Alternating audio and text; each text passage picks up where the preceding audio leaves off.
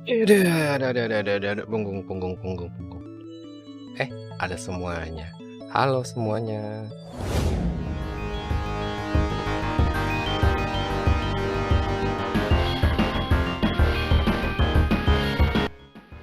Semoga semuanya sehat-sehat ya. Kita ngobrol-ngobrol lagi.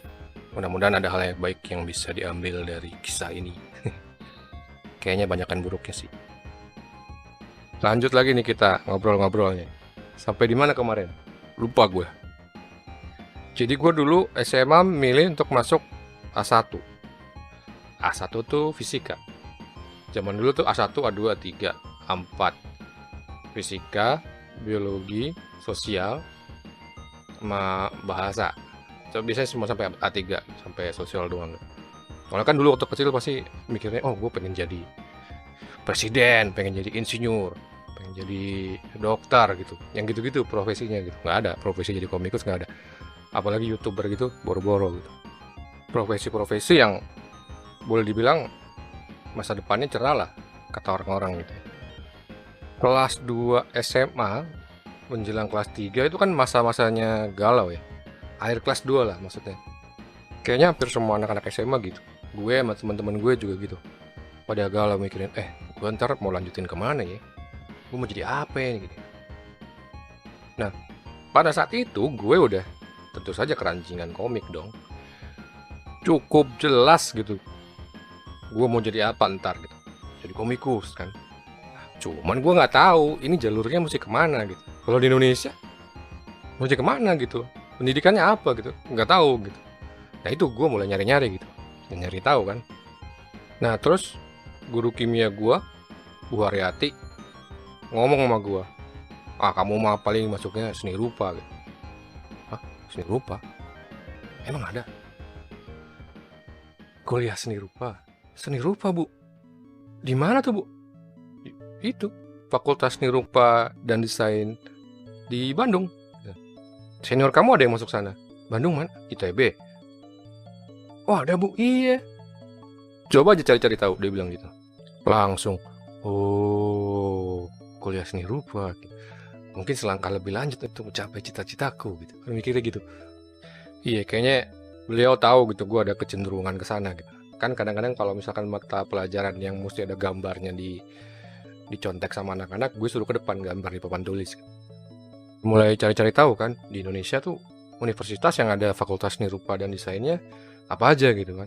Waktu itu ketemunya Trisakti, terus di ITB gitu, terus ada Trisakti, deket nih Jakarta, enak dong gak usah jauh-jauh gitu. Begitu dengar-dengar biaya masuknya, Bandung, Bandung, Bandung, let's go Bandung. Ya, jadi emang bukan gara-gara perbedaan kualitas pendidikannya ya, teman kan ya gitu. Dulu kan para orang tua maksain anak-anaknya kan supaya masuk negeri kan. Oh negeri, negeri. Kalau swasta mendingan gak usah kuliah sekalian. Ada satu lagi sekolah sebenarnya di yang ngajarin komik langsung gitu, namanya Joe Kubert School. Gimana tuh? Di US. Wah, udah nggak mungkin. udah tamat, nggak mungkin gue masuk sana.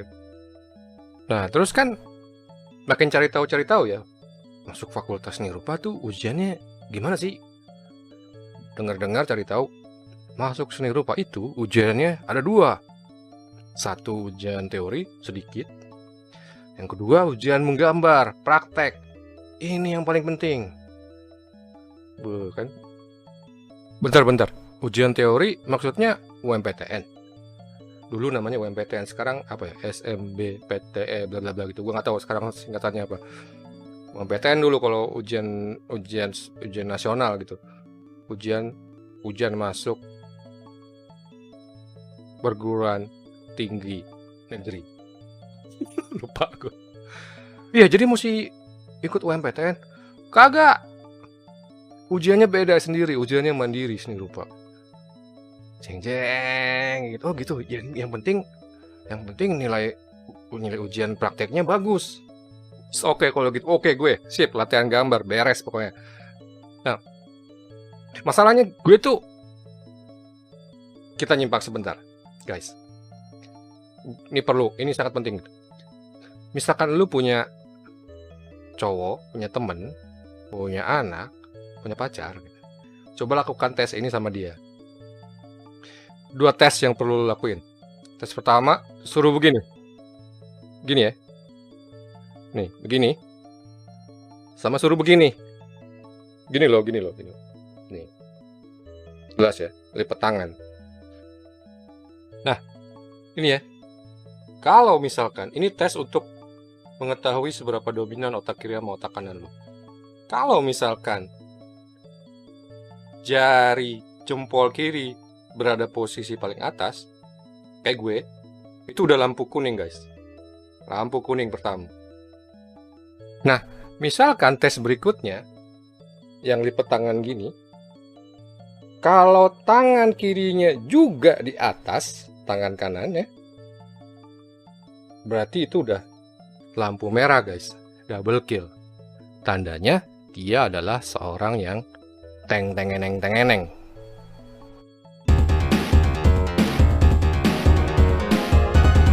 Hati-hati guys, tuh orang minim logika, semua bergerak pakai hati. Tuh, lihat aja tuh, Ryu, si dakepnya tangan kirinya di atas. Shonen to the max. Bodoh amat, gue jalan terus sendiri, gitu, gak pikirin duit. Nah, tuh kan, jempol kirinya di atas jempol kanan, dia juga sama. Gitu. Parah. Sayang, mungkin ada baiknya kamu mengambil kuliah kedokteran. Diam! Aku ingin menjadi pria terkuat sejagat. Uang 10 miliar apa bisa Hadoken? Tentu saja bisa Hadoken. Gak bisa dibujuk gitu. Tipe yang kayak gitu udah lurus, kuat, kayak batu. Bokap nyokap gue juga gak bisa bujuk itu udah. Bokap nyokap pengennya anaknya punya ini kan, profesi yang mapan dong. Gue itu gak bisa dibujuk waktu itu gitu. Pokoknya udah masuk sana gitu. Seni gitu. Terus makannya gimana? Pertanyaannya kan dulu gitu ya. Makannya gimana dong ntar? Lu makan apa gitu? Kerjanya kayak apa? Gak tahu, gak jelas gitu. Udah pokoknya masuk dulu. Mulai bisa jadi komikus, jualan komik tuh, cerita tuh. Jualan kalau laku kaya. Cih. Argumennya lemah. Cuma kan, ITB ya? Oh yaudah percaya deh. Kalau fakultas ITB aja ada seni dan desain, berarti mungkin terpercaya kali. Itu kali mikirnya dulu nyokap. Ya udah, pokoknya gue mau jadi komikus gitu. Nyari tahu kan, tes masuknya gimana, terus kemungkinan masuknya berapa banyak gitu kan. Cari tahu, fakultas seni rupa dan desain itu dari ratusan ribu peserta yang diterima cuma 120 gitu. Cuma segitu. Iya. Wah, berarti gue masih benar-benar bisa jago gambar gitu. Wah, udah langsung kan bergejolak tuh pokoknya. Pokoknya gue masih latihan gambar terus mulai dari sekarang. Terus karena masuknya nggak pakai UMPTN, berarti kan nggak perlu belajar pelajaran sekolah ya. Yang penting punya banyak waktu untuk menggambar gitu. Latihan menggambar gitu. Gimana caranya? Gue bisa lulus dari sekolah nggak pakai banyak belajaran sekolah, tapi jago gambar pas keluar dari SMA, tingkatannya berkali lipat dari yang sekarang. Oke, latihan gambar tiap hari. Gitu tuh. Udah mulai dari sana tuh udah ranking terjun bebas. Pokoknya setiap semesteran tuh gue tuh paling nggak, kalau nggak ranking 43, ranking 44, muridnya 44. Ranking terakhir terus gitu. Bu Haryati udah ngeh banget udah. Oh ya udahlah, biarin. Sampul buku tuh isinya gambar-gambar semua gitu. Sampul depannya gue gambarin karakter Street Fighter gue. Duduk paling belakang biar bisa gambar gitu. Jadi kerjanya cuman, kalau pelajaran tuh kerjanya cuman gambar sama ngupil gitu kan, taruh belakang sampai jadi bentuk orang di belakang.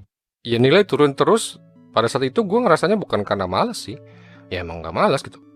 Pria shonen masa malas gitu? Ya enggak, cuman fokus aja gitu nggambar pada waktu itu, gambar gitu kan. Enggak tahu kenapa gue punya kecenderungan gitu. Maksudnya kalau udah fokus tuh apapun diusahakan gitu. Mau susah apa, kadang-kadang gue nggak peduli gitu, diusahain aja gitu. Cuman ya itu emang kagak pernah nimbang resikonya gitu. Makanya gue suka, let's go. Dulu main dingdong aja tangan gue bisa sampai berdarah, jari telunjuk gue tuh bisa sampai berdarah. Jadi gue dulu tuh sering main di tempat dingdong kampung yang udah gue ceritain itu. Nah, dingdongnya itu ujung levernya itu rusak, jadi nggak ada bolanya itu, nggak ada bolanya. Maksud gue gini, pegangannya tuh dulu nggak ada. Ini merah-merah ini nggak ada nih, ini nggak ada dulu. Tempat dingdong gue kenapa nggak tahu, mereka dia nggak mau ganti.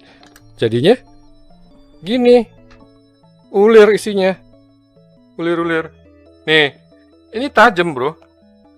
Tapi gue nggak peduli, gue mainin aja terus gitu. Latihan Hadoken kan, oh latihan terus berhari-hari. Wah, pulang-pulang lecet berdarah sini, ceres gitu, anjir gitu kan.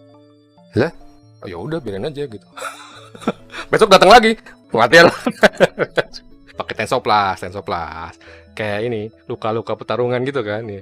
Bisa kan pendekar tuh ada, tapi ini jari doang lukanya. Kayaknya tangan kiri gue juga udah nggak normal nih. Di sini ada kayak daging tumbuh.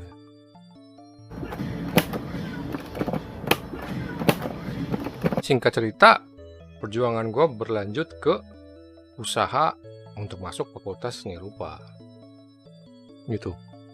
Ya udah, langsung dong belajar gambar. Jadi belajarnya cuma bisa dari komik tentu saja. Kalau nggak dari komik, dari anime, itu doang gitu. Kumpulin tuh komik-komik segala macam. Nah, disinilah mulai gue terinspirasi dari berbagai macam mangaka. Pada saat itu gaya gambar gue dipengaruhi oleh anime Sensei ya. Jadi Masami Kurumada kan. Masami Kurumada itu yang bikin manganya. Cuman karena gue nggak punya komiknya, gue meniru gambar dari animenya. Belajar pewarnaan juga dari sana, anime itu. Terus proporsi segala macam itu dari anime. Paling lama mungkin gue mengadaptasi gaya seperti itu tuh sekitar SMP-an ya. Waktu itu SMP deh. Nah pas SMA mulai pengen belajar dari mangaka yang lain. Tsukasa Hojo itu City Hunter. Terus Tetsuo Hara, Tinju Bintang Utara, sama ini Ryoichi Ikegami. Dulu tuh apa My Psychic Girl. Itu tiga-tiganya semi naturalis gaya gambarnya gitu. Tiga-tiganya tuh sama sekali gue nggak bisa tiru. Gue nggak bisa niru sama sekali gitu. Gue bayang gitu. Tsukasa Hojo cara dia bikin gestur, cara dia bikin karakter itu sulit ditiru waktu itu sama gue, susah banget. Ryoichi Ikegami apalagi itu, dia permainan gelap terang untuk bikin volume itu bener-bener gue nggak bisa nangkep gitu, pusing liatnya gitu. Kayak bukan pusing bikin kepala sakit kepala, enggak, cuman ini orang bisa gini gimana ya. Dia bikin gelap terang muka, bikin gelap terang otot, itu nggak kebayang sama gue gitu, gue nggak nyampe pada saat itu. Tetsuo Hara juga sama, Hokuto no Ken Tinju Bintang Utara gitu, dia bisa bikin lekuk baju yang jaket kulit kan, bahannya kulit gitu, bisa ada highlight dan mengkilatnya itu gue pusing, kok bisa gini ya, dia bisa bikin lekuk yang begitu realis gitu, padahal cuma pakai tinta doang gitu, pakai sapuan kuas gitu, cuma hitam dan putih gitu. Tiga-tiganya itu gue nggak bisa ngikutin sama sekali. Tapi ada elemen dari Tetsuo Hara yang gue bisa tiru dengan gampang gitu. Dia itu kalau bikin orang ngomong, mulutnya suka mingkem, diem doang tapi ada balonnya gitu.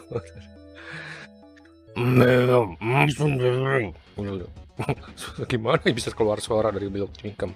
Nah itu gue bisa ikuti. Kalau lihat gambar-gambar gue kadang-kadang gitu, malas gambar gigi, jadi mingkem tapi bisa ngomong karakternya. Nah sampai akhirnya masuk master kita Akira Toriyama, Dragon Ball. Nah ini udah kayak gue kejatuhan nikmat duniawi gitu. Oh, Dragon Ball datang. Di situ gue baru mulai mengadaptasi gayanya beliau gitu. Akira Toriyama itu gaya gambarnya punya sihir tersendiri. menurut gue. Kayaknya semua orang setuju gitu. Ada sesuatu di balik gambarnya yang bisa membuat dia menjadi setenar ini menurut gue ya. Gitu. Kita bahas Akira Toriyama. Ya, untuk segmen ini gue akan dibantu sama asisten magang. Tak telepon dulu. Halo semuanya, aku Hana. Salam kenal. Aku akan menemani kalian di segmen ini. Ya, silakan dibaca asisten Hana. Baik, terima kasih Komiko Servan. Saya akan bacakan informasi penting tentang Akira Toriyama. Akira Toriyama adalah salah satu mangaka legendaris di Jepang dan bahkan dunia. Ia banyak menghasilkan karya-karya hebat, diantaranya Dragon Ball, Fox Tale, dan Blue Dragon. Akira Toriyama adalah seorang yang pemalu sampai tidak menyukai wawancara. Akira Toriyama menyukai wanita berambut pendek. Dia mendapat SIM pada tahun 1984. Dia memiliki 2 anjing bernama Turbo dan Turbo 2, seekor kucing bernama Wairu, dan banyak burung. Setelah kematian Mato pada tahun 1995, dia mulai memelihara seekor anjing Welsh Cory bernama Toma, dan banyak burung. Akira Toriyama gemar bermain permainan video, menonton film, mencari angin dengan anjingnya. Tidak pernah ada berita apakah dia juga mengajak burungnya. Sekian berita penting yang bisa saya sampaikan mengenai Akira Toriyama, Komiko Servan. Ya, ada berita yang mungkin lebih penting. Dadah semuanya, sampai jumpa lagi di lain kesempatan. Tetap ceria dan selalu berputar-putar. Dadah.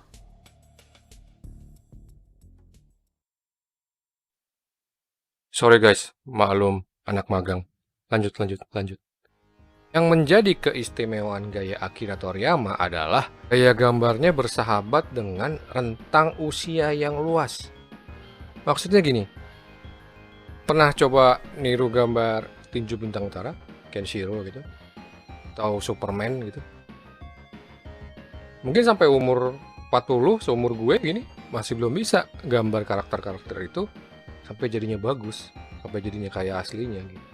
Gak bisa. Nah, tapi Dragon Ball, anak-anak SD, anak-anak SMP, dia bisa gambar Dragon Ball itu nggak jauh beda sama aslinya, maksudnya. Iya kan? Coba lihat Akira Toriyama tuh gambar Super Saiyan aja, dia menggunakan bentuk-bentuk dasar yang mudah untuk ditiru. Rambutnya segitiga, mata, trapesium. Bikin lekukan kain segitiga, segi empat, segitiga, trapesium, kotak. Bentuk-bentuk dasar yang sangat mudah ditiru gitu. Nah ini dia pertahankan gitu. Jadi kayak, wah, nggak banyak orang yang bisa menghasilkan gaya yang kayak gini. Mungkin beberapa dari kita yang udah senang gambar kayak ngeliat, waduh, gaya ini ya, gak oke gaya gambar gue, kayak sederhana banget gitu. Justru Akira Toriyama bikin gaya gambarnya untuk sangat mudah diakses oleh semua orang. The GOAT. Saking hebatnya sihirnya gaya gambar Akira Toriyama, dia itu bisa memberikan ilusi kepada kita kalau kita itu udah jago gambar. Bisa gambar Dragon Ball, gue jago gitu. Gitu gue coba gaya gambar naturalis, muntah darah, babak belur. Ini berapa? Andromeda. Bagus, oke, lanjut. Singkat cerita ya udah gitu, latihan gambar terus. Sempat ikut lomba Envelope of the Month dari majalah GamePro. Wah, di situ gue sangat berbunga-bunga gitu, bahwa gue semakin yakin gue ini adalah jalur gue. Gitu. Dapat ini Envelope of the Month. Jadi lu ngirim gambar ke majalah GamePro. Itu yang diterima di sana, yang jadi Envelope of the Month itu asalnya dari berbagai macam negara, kan internasional ya, majalah internasional. Ih, dapat ternyata. Begitu terbit di majalah tersebut gitu. Wah, terus bangga banget gitu. Hadiahnya dapat gamepad. Kagak nyampe hadiahnya, hilang di jalan.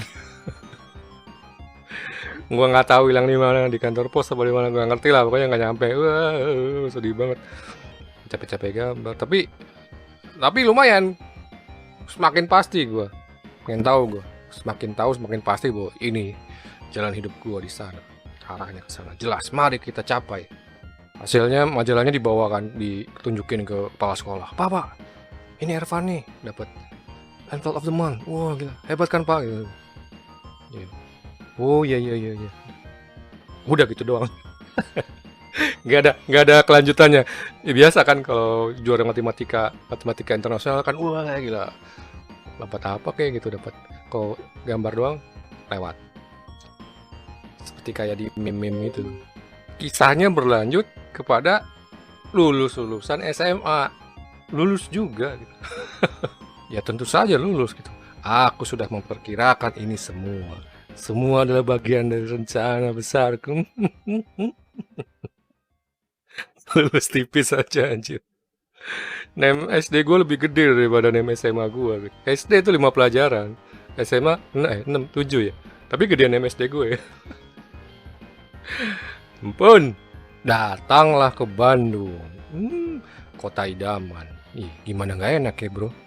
Bandung tuh makanannya enak, udaranya enak. Lucu-lucu lagi lawaknya.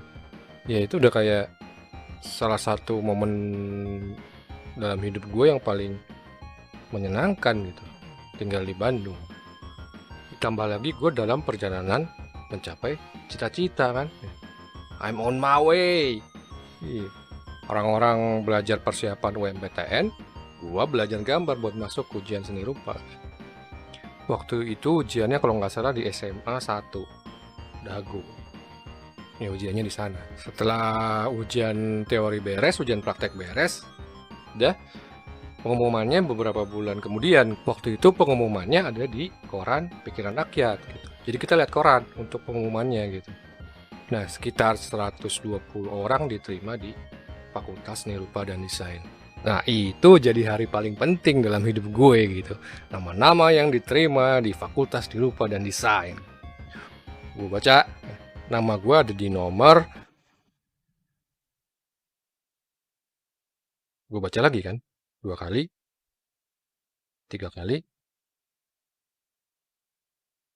Nama gue nggak ada. On my way.